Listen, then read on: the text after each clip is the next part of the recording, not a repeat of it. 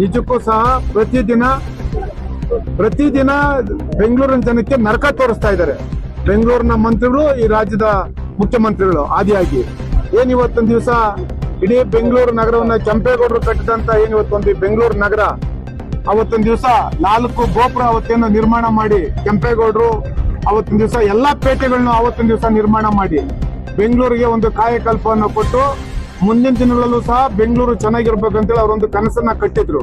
ಆದ್ರೆ ಈ ಕಾಂಗ್ರೆಸ್ ನೇತೃತ್ವದ ಇವತ್ತು ರಾಜ್ಯ ಸರ್ಕಾರ 5 ಫ್ರೀ ಗ್ಯಾರಂಟಿಗಳನ್ನ ಕೊಡ್ತೀರಿ ಅಂತೇಳಿ ಸುಳ್ಳು ಭರವಸೆಗಳನ್ನ ಕೊಟ್ಟು ಇವತ್ತೇನು ರಾಜ್ಯದಲ್ಲಿ ಅಧಿಕಾರ ನಡೆಸ್ತಾ ಇದ್ದಾರೆ.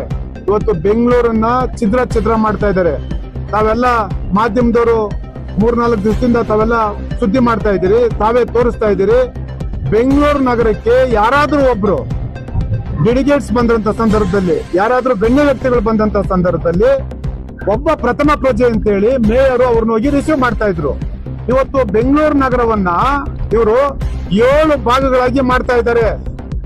ಈ 7 ಭಾಗಗಳಾಗಿ ಮಾಡ್ತಾ ಇರತಕ್ಕಂಥದ್ದು ಉದ್ದೇಶ ಇಷ್ಟೇನೆ. ಒಂದು, ರಿಯಲ್ ಎಸ್ಟೇಟ್ ದಂಧೆ ಮಾಡ್ತಕ್ಕಂಥದ್ದು. ಎರಡನೇದು, ನಾವೇನಿವತ್ತು ಕನ್ನಡಿಗರು ಸ್ವಾಭಿಮಾನಿಗಳು ಇವತ್ತೇನು 6.5 ಕೋಟಿ ಜನ ಇವತ್ತು ಕರ್ನಾಟಕದಲ್ಲಿ ವಾಸ ಮಾಡ್ತಾ ಇದ್ದೀರಿ.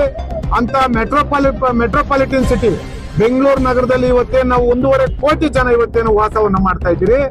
ಇವತ್ತು ಹಲವಾರು ಸಮಸ್ಯೆಗಳನ್ನ ನಾವು ಎದುರಿಸ್ತಾ ಇದ್ದೀರಿ.